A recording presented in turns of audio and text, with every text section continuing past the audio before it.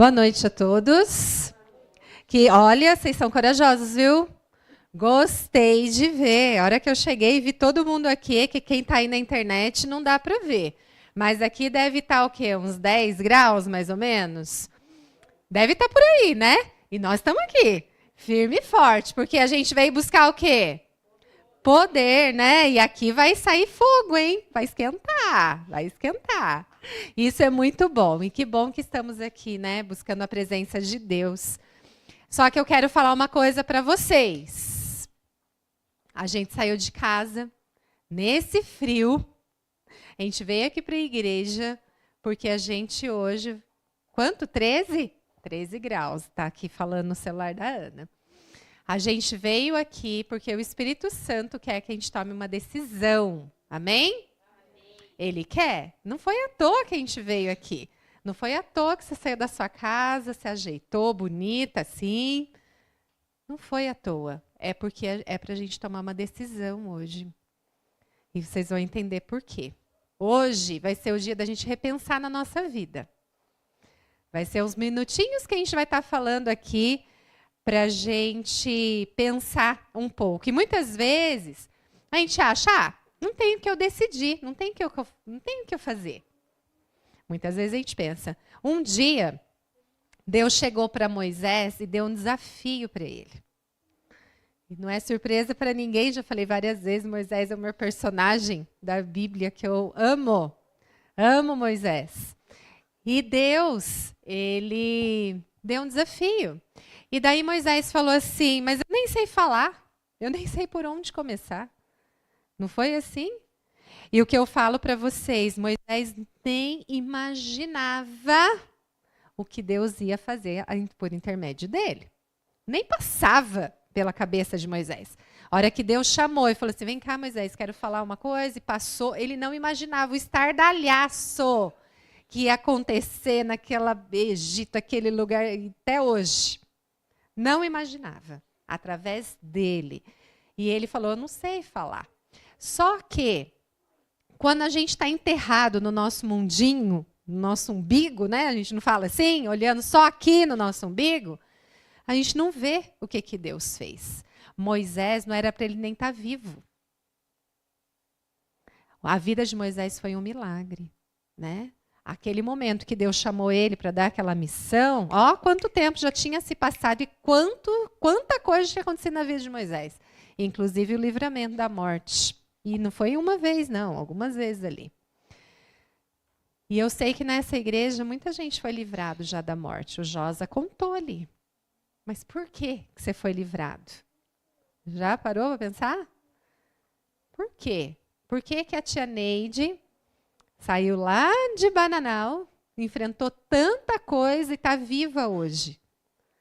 Tem alguma coisa, né? Por quê? Por que a irmã enfrentou tudo o que aconteceu nessa sua vida e está aqui? Tem um sentido, gente, não é possível, sabe? Por que você saiu lá do norte, lá da sua parentela? É Abraão, por acaso? Sai da sua parentela e vai para a terra que eu vou te mostrar. E lá veio a Ana. Tem, Ana, tem um sentido tudo isso. E muitas vezes, a gente está tão envolvido no nosso cotidiano, sabe? Na nossa vidinha mesmo. Moisés estava tão envolvido ali no cotidiano dele, e quando Deus falou para ele a missão, ele falou, mas eu nem sei falar. Quem está perguntando se você sabe falar? Está tão envolvido ali que esquece de ver a paisagem geral. Hoje é fácil para a gente ver a vida de Moisés e até criticar ele. Mas o que ele está falando, né? Porque a gente já viu todo o cenário, do começo ao fim do que aconteceu. E outras histórias bíblicas, mas Moisés estava embrenhado na vidinha dele ali. E não enxergava a grandeza de tudo o que era para acontecer. E muitas vezes, a gente não dá conta do chamado de Deus para nós. Muitas vezes, na nossa vidinha, só girando o nosso umbigo, a gente não dá conta. E cada um de nós fomos chamados. Do mesmo jeitinho que Deus chamou Moisés para uma obra, nós estamos aqui, sendo chamados por Deus para uma grande obra. Ele quer que a tia Neide faça uma grande obra para a honra e glória dele, para a honra e glória de Deus. Talvez no mundo por aí, a gente tem que fazer algo para ser visto. Eu acabei de sair de uma palestra que falava sobre sucesso, um monte de coisa antes de vir para cá. Eu ficava olhando aquilo, bonito, bacana, né? Ser rico, milionário, bilionário, não sei o que lá. Você fala, o mundo quer isso, né? O mundo prega que para ter sucesso a gente tem que ser aplaudido. Para ter sucesso, a gente tem que ter. Não tem que ser. Tem que ter. E esse é um dos assuntos mais abordados, sabia? Quando você vai pesquisar em Google, por exemplo, as perguntas mais feitas do Google, uma delas é como eu faço para ter sucesso, enfim. Sucesso. Você precisa ter sucesso. Você precisa ter o seu salão, ser super bem sucedido, você precisa ser uma mega empresária, ter muito sucesso. O mundo prega assim, para você ser aplaudido. E não tem problema nenhum ter sucesso, tá? Não tem problema nenhum. Aliás, eu quero que todos aqui tenham muito sucesso, na vida também. Inclusive eu. Mas o mundo prega sucesso financeiro, sucesso na carreira. Você precisa ser alguém de sucesso para que outras pessoas te respeitem. Mas o que é sucesso para Deus? É dinheiro? É riqueza? O que é sucesso para Deus? É viver segundo o reino de Deus. Sucesso para Deus é viver para amar e para servir. Guardem bem essas duas palavrinhas. Sucesso para Deus é amar e servir. Sucesso para Deus é amar e servir. Muito bem. Uma das coisas mais perguntadas, inclusive nas palestras que eu faço por aí, é: qual o seu propósito? Se a Aline estivesse aqui, a Aline já assistiu várias palestras minhas. Toda palestra eu pergunto: qual o seu propósito? Eu quero perguntar para vocês. Na igreja é até mais fácil, mas quando a gente pergunta por aí, tem muita gente que não tem propósito. Já começa por aí. Então, eu quero dizer, cada um aqui, a Ana Luísa, a Ana, todo mundo tem que ter propósito. E muitas vezes eu pergunto, qual é o seu propósito? Tem uma palavra em japonês que eu gosto muito, que se chama Ikigai. Ikigai quer dizer, por que você levantou da cama hoje? Qual o seu propósito? Por que você quer viver? Quer dizer essa palavrinha em japonês. Ikigai. Tem um livro até que é esse título, Ikigai, o propósito da vida. E muitas vezes eu pergunto, qual o seu propósito? E muitas pessoas, a primeira coisa que vem é ter. Meu propósito é viajar. Meu propósito... E muitas vezes eu estou dando palestra em fábrica, né? Por que você acordou hoje? Para vir trabalhar. Por que você levantou da cama hoje? Para vir trabalhar. Geralmente a galera responde assim. Eu falei assim, mas tá bom. Então, para que você veio trabalhar? Porque eu tenho encontro para pagar. Né? É sempre umas coisinhas assim. Mas qual que é o seu propósito de levantar da cama e vir trabalhar? Porque você tem conta para pagar? Não é esse o propósito. Né? E muitas vezes as pessoas param para pensar e falam assim, olha, então eu tenho propósito porque eu quero trabalhar, porque eu quero viajar, porque eu quero comprar minha casa, porque eu quero comprar um carro, porque eu quero comprar um sítio, porque eu quero ir para a praia. Geralmente as pessoas pensam assim. Agora, o propósito que eu quero dizer para vocês, para cada um de nós, o nosso propósito são 2. Qual que é? Amar e servir. Você pode ter o carro que você quiser, a casa que você quiser, a casa na praia que você quiser. Tá tudo bem, mas qual o seu propósito? Amar e servir. Não saiam daqui sem essas duas coisinhas aí. Amar e servir. Esse é o propósito de quem é o Filho de Deus. Porque é o propósito de Deus na nossa vida é esse. Amar e servir. Amar e servir. Todos nós nascemos para amar e servir. Você nasceu para amar, para servir. A hora que todos nós entendermos isso, a vida vai ser diferente. Só que nós somos amputados emocionalmente por conta dessas duas palavras. Muitos aqui não foram amados. E isso acaba com a gente. Muitos aqui nessa igreja não foram amados. E nunca foram servidos. E o propósito de Deus na nossa vida é qual? Amar e servir. Um dia eu conversando com uma amiga muito amorosa, mas muito amorosa. A gente fazia caminhada junto. Deixava as crianças na escola, depois ia fazer caminhada. E ela é muito amorosa, gente. Uma graça. O menino dela é melhor amigo do Lucas. Aí um dia eu falei assim, olha, eu te acho uma pessoa tão amorosa, você é uma mãezona, mas como você é amorosa? Você fala de um jeito, sim, eu não consigo falar do jeito que ela fala das crianças, do tratamento. Daí ela falou assim, Viviane, a gente só dá o que a gente recebe. E eu nunca recebi amor. Isso aqui, para eu ser assim, eu tenho que fazer um esforço do outro lado do mundo. Eu nunca fui amada. Ela foi colocada num orfanato. A história dela é lindíssima. Eu queria que um dia ela viesse para contar para vocês. Nós somos amputados emocionalmente. E porque a gente não foi amado. Só que aqui dentro dessa igreja tem amado e não amado. Todos nós estamos no mesmo lugar hoje. Não é interessante? Nós estamos aqui. Nós estamos aqui. E uma coisa que eu queria dizer para vocês. Então, nós somos chamados para servir. Nós estamos aqui servindo, em conjunto. A gente não está servindo sozinho, né? Nós estamos juntos. O propósito de Deus também é amar e servir. E nem sempre amar e servir para o mundo, porque, às vezes, amar e servir não vai trazer dinheiro para a gente. Não vai trazer status. Não vai trazer aplausos. Não vai. Às vezes, amar e servir não vai trazer o que o mundo fala por aí, né? Não vai fazer de ninguém aqui uma celebridade por você amar e servir. Mas isso faz você ser filho e filha de Deus, porque o propósito de Deus na nossa vida é amar e servir. Então, eu quero apelar para o seu coração hoje.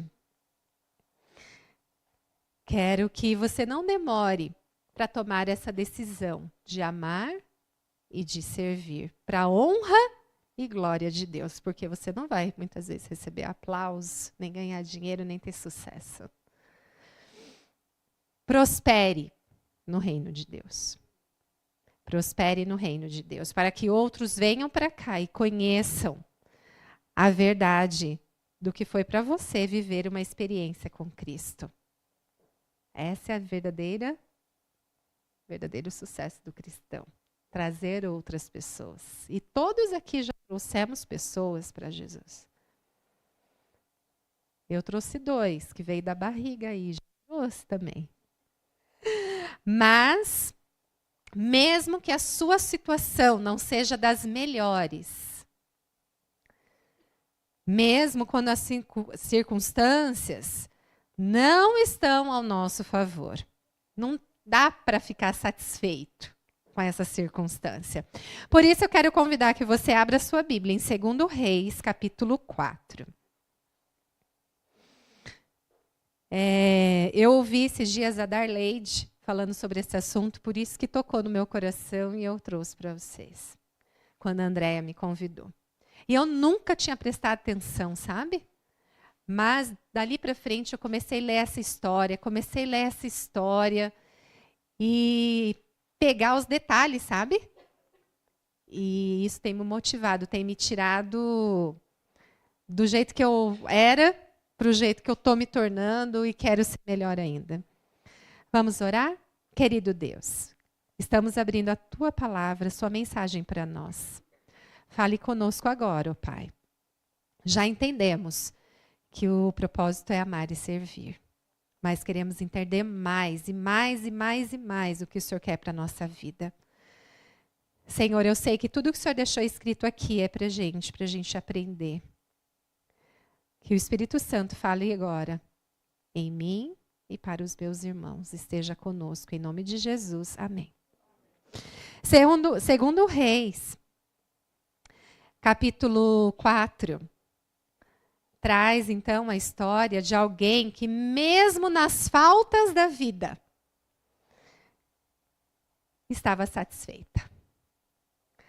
E nem imaginava a bênção que viria através dessas duas palavrinhas, que é amar e servir. Não sabia o que vinha pela frente. A gente vai se aproximar agora da história de uma mulher conhecida como a mulher de Sunem. Uma mulher de Sunem era uma mulher sunamita, que nasceu em Sunem. Verso 8. Certo dia, Eliseu passou por Sunem, onde morava uma mulher rica, que insistiu para que ele ficasse para uma refeição. Assim, todas as vezes que ele passava por lá, entrava para fazer uma refeição. Olha que coisa! Nós vamos falar de versinho por versinho aqui, vamos ver se o horário dá tempo. Então, aqui, diz que Eliseu passou, então, por aquela cidade e tinha uma mulher rica lá naquela cidade. E eu achei muito interessante, porque aquela mulher chamou aquele homem que ela não tinha visto, ela não tinha convívio. Mas ela falou, vem aqui, come um pão aqui na minha casa, entra aqui para comer com a gente. E ela chamava, então, aquele homem todas as vezes que ele passava por lá. E o verso 9 é muito interessante também. E ela falou, então, para o marido dela, vejo que esse homem sempre passa por aqui e é um homem de Deus. E ela prestava atenção. E ela viu que aquele era um homem de Deus. Aí no verso 10, ela fala assim, vamos fazer um quarto pequeno lá no terraço de casa e colocar nele uma cama, uma mesa, uma cadeira. Olha que mulher detalhista, não é? Parece com algumas mulheres que eu conheço por aqui. Muitas vezes eu li essa história, esses dias todos, eu olhava aqui, eu lembrava de uma mulher aqui da igreja. Lia mais um pedaço, eu lembrava de outra mulher aqui da igreja. Mas essa mulher era muito detalhista. Ela podia ter feito só um quarto e jogado um colchão no chão, não podia? Ele era só de vez em quando. Não. Ela falou, vamos colocar aqui uma cama, uma mesinha, uma cadeira e uma lamparina. Assim, quando ele vier na nossa casa, ele poderá ficar ali. A gente vai continuar a história, mas eu queria parar aqui um pouquinho. Vou chamar a atenção para alguns aspectos aqui, para não esquecer mais para frente. Às vezes, a gente tem a impressão que as pessoas ricas, abastadas financeiramente, não notam as pessoas que estão na frente delas. Parece que as pessoas ricas só vivem no mundo delas, sabe? Que não notam a pobreza, não notam a necessidade, não notam as coisas que tem no mundo. Parece que pessoas ricas não passam frio, porque sempre está com um ar-condicionado, né? Não passa calor. Quer comer alguma coisa, come. Estão nem aí para quem não tem. A gente tem essa impressão, às vezes, que parece que é no outro mundo que vive. Aqui a gente tem uma mulher rica. Ela alcançou o sucesso financeiro. Ela tem posses. E acreditamos que não tem nenhuma necessidade. É uma mulher satisfeita. É uma mulher casada, porque ela falou para o marido dela construir lá o quartinho. Então, é uma mulher rica, bem-sucedida, com posse. Se ela pedir para a mulher construir o quartinho, porque ela tem uma casa, né? E tem um marido. Olha que beleza. E eu quero chamar a atenção agora dos solteiros aí, da Ana Luísa, do João, né? Das meninas aí solteiras. Olha só, Preste atenção quem passa na sua frente. Ela só fez aquele quartinho porque ela viu que era um homem de Deus. Solteiros. Viu, João? Não manda para dentro de casa aquela mulher que não é mulher de Deus. Não dá um quartinho para ela, não. Para dar um quartinho, solteiros. Olha, Ana Luísa. Para trazer alguém para dentro da sua casa, tem que ser homem de Deus. É homem de Deus. Não deixa entrar na sua vida se não for homem de Deus. Viu, João? Não deixa entrar na sua vida se não for mulher de Deus. Não deixa entrar na sua casa. Para pertencer à sua vida para o resto da sua vida, se não for homem de Deus. Essa mulher observava quem passava ali na frente da casa dela. E ela percebeu que não era um homem qualquer. Para isso, ela teve que observar. Né? Ela teve que olhar, ela teve que ver o procedimento, ela teve que ver o jeito que portava. Para ela falar, aquele ali, marido, faz um quartinho porque ele é um homem de Deus. Por que ela falou isso? Porque viu o jeito que ele andava, o jeito que ele tratava as pessoas, que ele conversava, né? Alguma coisa ela viu que era um homem de Deus. Né? Um dos sentimentos mais tristes da vida, gente, é a solidão. Ninguém tem tempo para observar a gente. Muitos vão a psicólogos porque ninguém quer ouvir ninguém mais. Sabe? Ninguém quer ouvir o que a gente tem para dizer. O marido não conversa com a esposa não conversa com os filhos, não conversa com o marido. Aí começa assim, Vive, eu sou do lar e família. Vive, eu não estou tendo mais afinidade com meu marido. A gente não tem nada em comum. A gente parece que é sol e lua, chuva e sol. A gente não tem transparência, está escondendo alguma coisa. Mas como? Como você vai ter afinidade sem perguntar, sem ouvir, sem olhar no olho, sem dedicar um tempinho ali para falar o que está acontecendo, como é que foi seu dia? Ninguém está tendo, gente. Mas está tendo tempo para um monte de outras coisas, né? Principalmente redes sociais. Ninguém tem tempo para filho. A gente vive numa tamanha falta de atenção com o outro. E até mesmo os filhos de colo não têm o olhar da mãe. É muito gostoso. Quem aqui já teve filho, já amamentou e tudo mais. Gente, a coisa mais gostosa é quando você pega aquele olhar só seu ali. Eu sinto falta, muitas vezes, disso. Nós estamos num mundo muito ocupado. Tudo vira superficial. A gente não tem tempo de olhar profundamente. A gente tem tempo de olhar para o outro. Quer ver uma coisa? Posso chegar e falar assim, Ana, agora mesmo, a tia estava vindo, né? Que dor na coluna. Muitas vezes você fala, nossa, estou com uma dor na coluna. Nossa, estou com tanta dor. Aí vem outro e fala assim, nossa, eu estou com dor no pâncreas. Estou com dor no rim. Meu rim, olha, meu fígado, você precisa ver. Fui no médico. Mas eu estou falando para você que eu estou com dor nas costas. Você me interrompeu, não quer me ouvir e fala da sua dor, porque a sua dor é maior que a minha. Ontem eu estava num lugar e veio uma pessoa, eu que sou nutricionista, muita gente quer falar de dores comigo, né? E veio um irmão, estava aqui falando comigo, Viviane, você pode me passar alguma coisa para a imunidade, agora nessa mudança de tempo? E veio uma outra irmã. Daí eu virei para ele e falei assim, o que você está sentindo? Daí essa irmã falou, menina, eu estou sentindo... Eu não estava falando com ela. Eu estava falando com ele. Quando eu vi, ela já invadiu, já passou conta. Quando eu olhei, o irmão nem estava mais ali. Nós não temos paciência de ouvir a outra pessoa. Parece que o nosso é muito melhor e muito maior, muito mais urgente. Então, alguém vem falar alguma coisa... Gente, isso eu estou tendo que me policiar, porque eu também era assim. Por isso que eu falo que muita coisa serve para mim. E a gente não tem... Eu já conversei com pessoas que eu ouvi, sinceramente. Fiquei, ouvi. Aí, quando eu fui falar, dá licença um pouquinho. E sai. Mas é minha hora de falar agora. É até educado, né? Dá licença só um pouquinho. Mas eu fiquei lá 10 minutos, 15 minutos ouvindo a pessoa. Ouvi, belezinha. Eu falei assim, deixa eu contar então para você tal coisa. Dá licença só um pouquinho agora e vai embora. Não escuta eu. Sabe? Não, não escuta eu, não me escuta. É professora já corrigi no português. Não me escuta.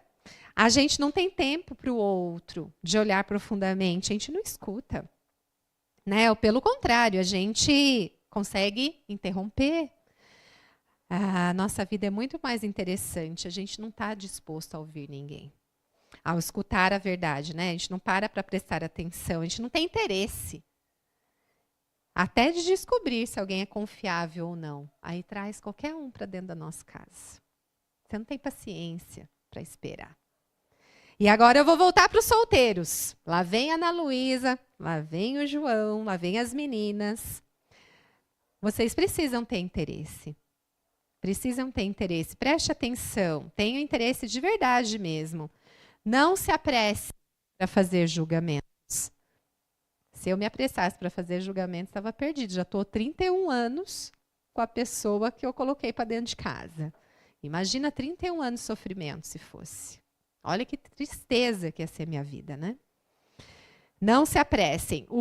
Olhem cuidadosamente. Peçam ao Espírito Santo para fazer boas escolhas, viu?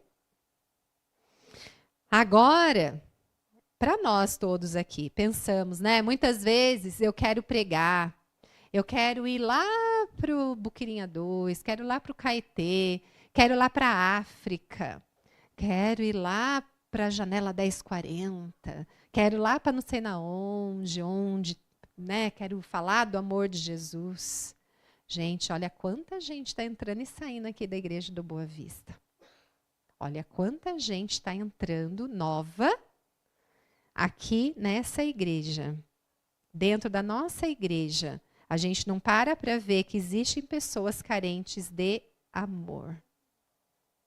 Tenho certeza que tem muitas pessoas que entram daquela porta que não ganharam um abraço esse ano ainda. Certeza. Um abraço bom, sabe assim? E existem pessoas dentro da nossa comunidade precisando ser acolhidas, precisamos de um abraço sincero. E muitas vezes a gente quer ir lá longe fazer serviço, sendo que aqui dentro tem carência. O abraço sincero, né? O abraço sincero de Cristo. O sorriso de Cristo. E às vezes eu paro para pensar o seguinte: daqui a pouquinho Jesus está voltando. Imagina a gente amando e servindo. Amando e servindo. E alguém entra dentro da nossa igreja, a gente dá um sorriso e dá um abraço. E Jesus está voltando. A hora que essa pessoa vai encontrar com Jesus, a primeira coisa que Jesus vai fazer vai dar um sorriso. E a pessoa vai olhar, eu conheço esse sorriso era do Aurelino. Eu já vi esse abraço, eu já senti quando Jesus abraçar. Esse abraço era do Josa.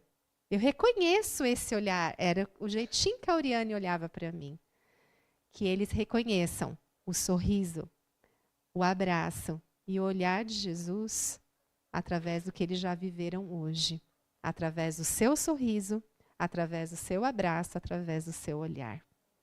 Que não seja diferente quando eles verem Jesus. Eles vão se achar em casa, porque eles já viveram aqui esse abraço, esse sorriso e esse olhar. E agora a gente vai voltar aqui, né, para essa mulher. Passava por ali então o homem de Deus. E no verso 11 fala: um dia vindo o profeta para ali, retirou-se para o quarto e se deitou. Então disse ao seu servo Geazi: vai chamar essa sunamita. E ele a chamou. E ela se pôs diante do profeta. Olha só. Este tinha dito a Geazi que dissesse a ela: Então, Geazi, que trabalhava ali junto com Eliseu falou assim, vai lá e pergunta para essa mulher o seguinte, a senhora nos tem tratado com muito cuidado. O que a gente pode fazer para retribuir? A senhora fez um quartinho, a senhora colocou uma cama, uma mesinha, uma lamparina, deu comida para a gente quer retribuir. O que a gente pode fazer pela senhora? E daí, aqui no verso 13, né? O que a gente pode fazer? Podemos falar em seu favor junto ao rei, ou ao comandante do exército. O que a senhora quer que a gente faça? E daí a mulher falou assim, estou satisfeita. Está tudo bem, não preciso de nada. Eu estou no meio do meu povo. Olha só que incrível. Aquela mulher estava satisfeita. Ela falou assim, não preciso de nada, está tudo bem? Não preciso, não. Não precisa falar com o rei por mim, que está tudo bem, viu? Eu estou no meio do meu povo. Está tudo certo comigo. E daí, de uma maneira, né, ela falou assim, ela estava satisfeita onde ela estava. Tudo que ela tinha ou que ela era uma satisfação tamanha, porque ela fazia duas coisas. O que ela fazia? Amava e servia. Ela estava satisfeita, porque ela estava amando as pessoas, estava servindo as pessoas. Ela não estava preocupada se tinha alguma coisa faltando. Ela tinha uma satisfação, uma plenitude. Todo mundo que ela conseguia, ela ajudava. Ela ficava observando, o que eu posso fazer para amar e para servir. E ela observava, e observou então aquele homem de Deus, né? E ela abriu a casa dela e deu um lugar para aquele homem reclinar a sua cabeça. E daí no verso 13, a gente vê que o Geazi, né, perguntou para ela, o que pode ser feito para você? E daí Geazi, ele pegou, parou e falou assim, mas como ela não quer nada? Ela não tem filhos. Como ela não precisa de nada? Como ela está satisfeita? Ela não tem filho. E daí no verso 14, a gente vê o profeta Eliseu, né, perguntando a Geazi, o que se pode fazer por ela? E daí Geazi respondeu. A mulher falou, não preciso de nada, está tudo bem, estou satisfeita, tenho tudo o que eu preciso, estou no meio do meu povo. Aí Geazi respondeu assim, ora, ela não tem filho. Ele se adiantou ali. E o marido dela é velho. Para que ele tinha que falar que o marido dela era velho, né? Oi, xerido. Para que isso? A impressão que dá é que a sunamita não era velha, mas não sei. Eu fico imaginando essa história. Para ele falar, ela não tem filhos e o marido dela é velho, tadinho do marido. Olha só, no verso 14, ele fala isso. E daí Eliseu falou assim, chame ela então, chama a sunamita. E ele a chamou, e ela se pôs à porta, no verso 16. Então o profeta disse à mulher, por esse tempo, daqui a 1 ano, você terá um filho nos braços. E ela falou, meu Senhor, não brinque comigo. Como se ela falasse, não vai acontecer, não fale o que não vai acontecer. Só voltava ela falar, meu marido já é velho. Não, ela não falou.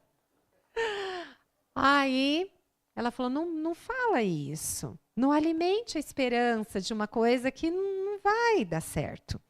Não vai acontecer. Não mintas para a tua serva. E daí, o que aconteceu? A mulher engravidou. Olha só. E no ano seguinte, no tempo determinado, ela deu à luz a um filho, como Eliseu tinha dito. Gente, que coisa espetacular, né? Que coisa espetacular. E o menino cresceu, estava lá brincando, fazendo as coisas normais de menino. E ele estava lá com o pai dele, foi lá para o campo, eu não sei o que eles plantavam, Mas eles estavam lá ceifando, fazendo as atividades do campo. E, de repente, o menino falou para o pai dele, no verso aqui, 19. Ai, minha cabeça. Estou com muita dor de cabeça, não sei o que está acontecendo. Minha cabeça, ai, ai, ai, minha cabeça. Estava lá, trabalhando, normal, num dia normal. Acordou num dia normal. E daí o pai disse, então, para um dos seus servos, leve ele para a mãe. Não é assim? Ou as mães, de lascar, né? Mas por que não pode fazer alguma coisa? Leva para a mãe. E assim aconteceu. Aí o servo pegou, tomou ele, né? Talvez no colo. Até por isso que eu mandei aquela foto não, aquele desenho, né? De alguém chegando com uma criança lá no grupo das mulheres. Para quem não está no grupo das mulheres. Eu falei, do que será que eu vou falar? E o servo, então, chegou com o menino nos braços. E daí, o menino ficou sentado no colo da mãe até o meio-dia. Então, ele morreu. Mas que coisa é essa, gente? A mulher falou, eu não preciso de nada. Eu estou totalmente satisfeita com tudo que eu tenho. Ela nem estava pensando em filho. Gente, eu não sei se ela não estava pensando. Eu só sei que naquela época, alguém não ter filhos era praga. Era castigo de Deus. Né? Ter o ventre seco, não é assim que falavam? Era castigo. Então, eu não sei o que tanto que aquela mulher já tinha passado. Eu só sei que ela não pediu filho. Ela pediu filho? Ela não pediu. E, de repente, veio um profeta de Deus e falou assim, você faz tanta coisa boa para mim, eu vou te dar um filho. Tá bom, mas não brinca comigo, mas ela teve. Mas agora morreu a criança. Morreu o menino. Mas que negócio que é esse? Né? Mas essa mulher é demais, gente. Por isso que eu trouxe ela. O menino morreu. E ela subiu, deitou sobre a cama de quem? Do homem de Deus. Alguma coisa ela via naquele homem de Deus ali. Ela tinha uma casa gigante. Ela poderia ter começado o processo fúnebre, arrumado o corpo, né, feito todo aquele ritual, chamado as mulheres para chorar, sei lá. Não. Ela pegou a criança, levou lá no quartinho que ela tinha feito do homem de Deus. E daí, ela colocou lá, fechou a porta e saiu. Chamou o marido e falou assim, olha só, quem olhar parece até que essa mulher é meio mandona, né? Mas não é, gente. Essa mulher é mulher de coragem. Gente, o filho morreu. A alegria dela, né? O milagre da vida dela. Ela pegou ele, colocou na cama, fechou a porta, saiu, chamou o marido e falou assim para o marido, marido, vem aqui. Mande um dos seus servos... mande-me um dos seus servos e uma das suas jumentas. E ele falou, mas para quê? Daí ela falou assim, eu preciso depressa falar com o homem de Deus e voltar. E o marido perguntou, por que você quer falar com ele hoje? Olha a situação. Não é dia de festa, não é lua nova, né? Não é lua nova, não é nem sábado. Olha o marido. O filho tinha morrido. Né? E ele falou, mas para que você quer? Não é festa? O que é que está acontecendo? E a mulher, então, falou, não faz mal. Ela não respondeu nada. Ela poderia ter falado um monte na orelha do marido. Não é assim que a gente faz? Mas você não está vendo que a criança morreu? Você não está vendo o desespero? Ela não estava desesperada. Vocês conseguem entender essa mulher, gente? É por isso que a gente tem que aprender com as histórias da Bíblia. Ela não estava desesperada. Ela simplesmente pegou a criança, colocou na cama, fechou a porta, saiu, falou para o marido, me vê aí um servo e uma jumenta que eu vou encontrar com o homem de Deus. O marido não entendeu, não foi com ela, não falou com ela, o marido não estava na mesma sintonia. Quando ele perguntou, mas para quê? Ela não discutiu, ela falou, só me vê um servo e uma jumenta. É só isso que eu preciso. Então ela mandou preparar a jumenta e disse ao seu servo: pegue as rédeas e vamos. Não diminua a marcha, a não ser quando eu disser. E vamos. E foi. Aqui você não vê lamúria, você não vê choro, você não vê desespero, você não vê arrancar cabelo, você não vê nada. Você vê o quê? Objetivo. Você vê um esquema acontecendo ali. Não, a gente não tinha feito nada disso aqui. E assim ela partiu e foi falar com o homem de Deus no Monte Carmelo. Ao vê-la de longe, o homem de Deus disse a Geazi, seu servo: vai lá, veja, é a sunamita. Corra ao seu encontro e pergunta para ela se está tudo bem. Para ele ter falado isso, Deus não avisou o homem de Deus o que estava acontecendo. Ele não sabia de nada. Porque Deus podia ter mandado um recado. Alguma coisa Deus queria também com esse homem de Deus. Porque senão ele tinha avisado, mas ele não avisou. E o homem de Deus falou: vai lá, falou para o servo, vai lá, pergunta o que está acontecendo com a sunamita, que ela veio até aqui, né? Veja a sunamita, corra ao seu encontro e pergunte a ela: vai tudo bem com você, com o seu marido e com o menino? Então ele não sabia o que estava acontecendo. E ela respondeu, quando o servo chegou, o que ela falou? Vai tudo bem. Gente, que tudo bem. O filho morreu, que tudo bem. Aqui a gente já tem uma grande lição. Se o Wesley não vai resolver o meu problema, por que eu vou ficar 3 horas falando na orelha dele?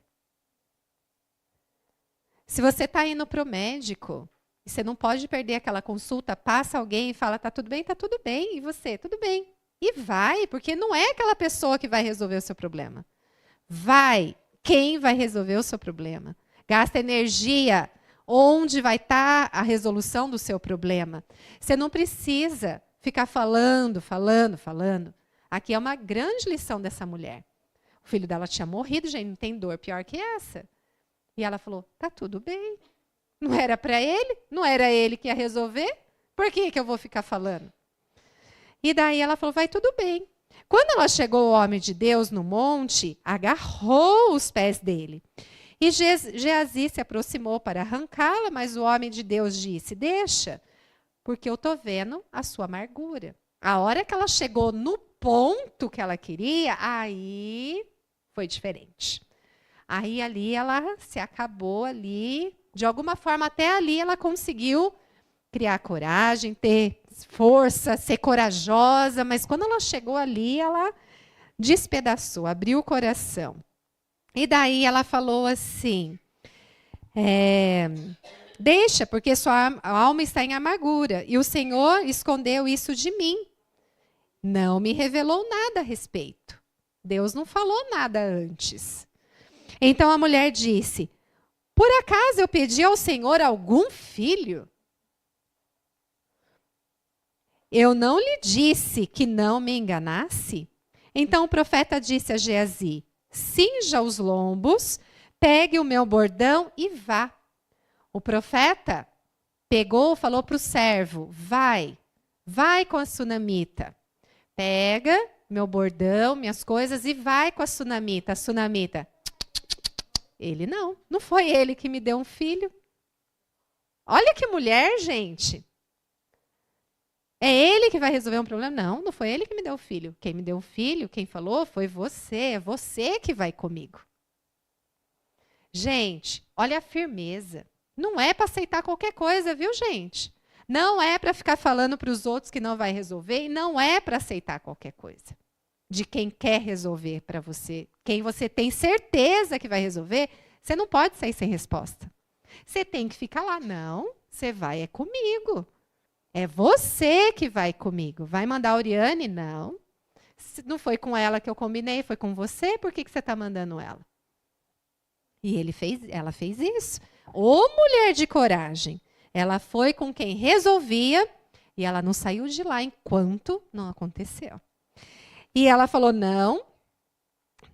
Se encontrar alguém, não cumprimente. Se alguém cumprimentar você, não responda. Põe o meu bordão sobre o rosto do menino.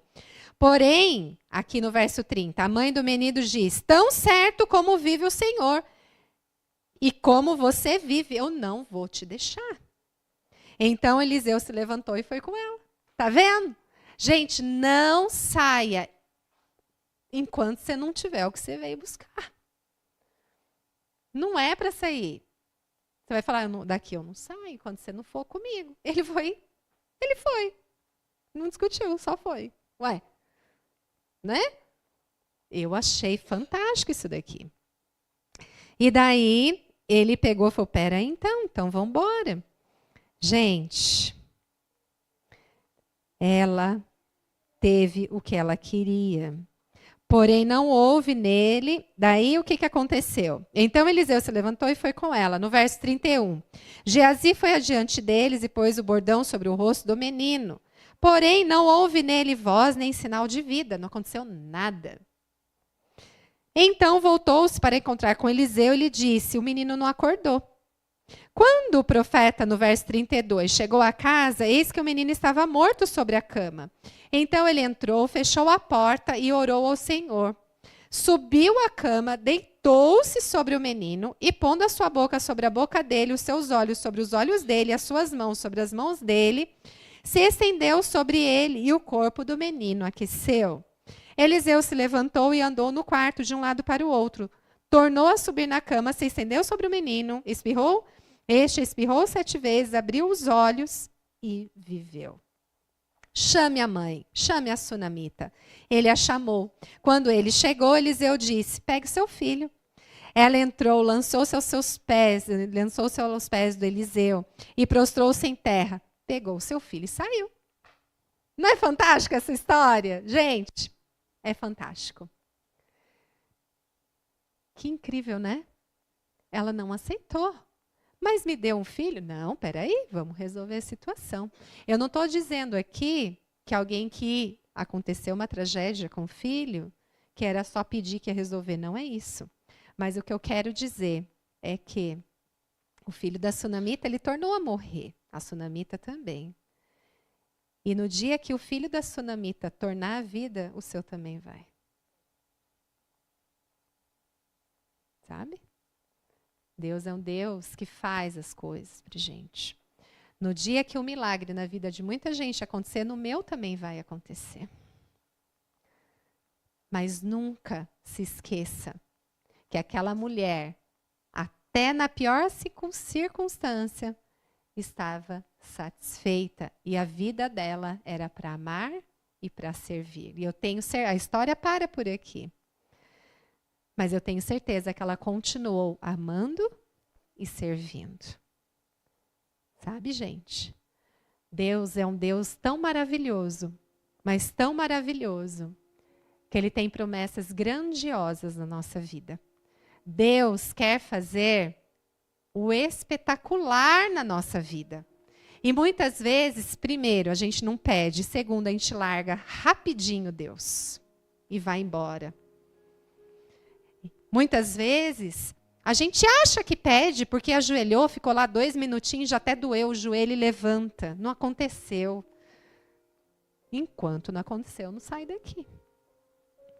Sabe? Gente, o que eu quero dizer é que nós, homens e mulheres de Deus, nós nascemos para amar, nascemos para servir, mas a gente precisa ter coragem. Nós precisamos ir até o final com todas as nossas forças, não é entrar em desespero. Que entrar em desespero porque aconteceu um negócio ali? Que entrar em desespero? Deus é com você. Se Deus é por você, quem vai ser contra você? Não tem desespero, fique satisfeita. E veja o milagre que Deus vai fazer na sua vida. Fique satisfeita. Todos nós aqui, fiquem satisfeitos. Mas isso não quer dizer que se acontecer alguma coisa, eu vou ficar satisfeita. Vai acontecer e eu não saio daqui. Mas ela teve que andar, ela teve que fazer a parte dela. Sabe? Nada de desespero. Filho de Deus não fica em desespero. Que desespero?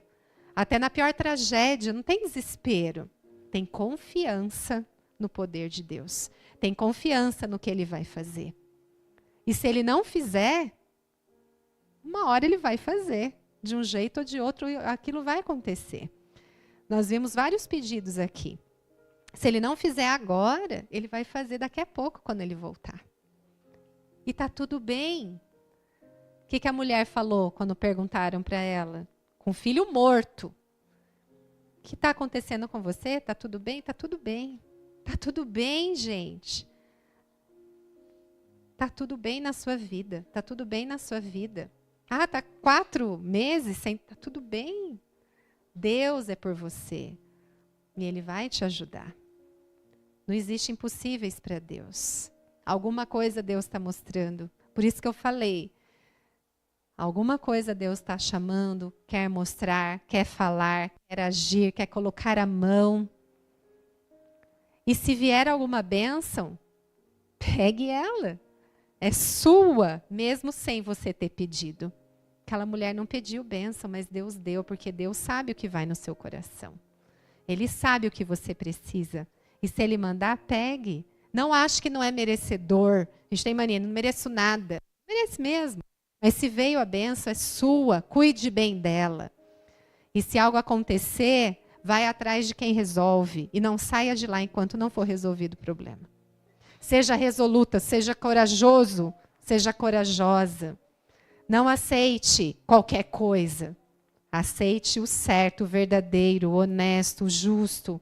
Aceite aquele que vai resolver o seu problema. E nessa terra mesmo, nós temos várias pessoas que podem resolver os nossos problemas. Mandados por Deus. Procure pessoas certas. Não é qualquer pessoa que você vai procurar, são pessoas certas. Que Deus nos abençoe.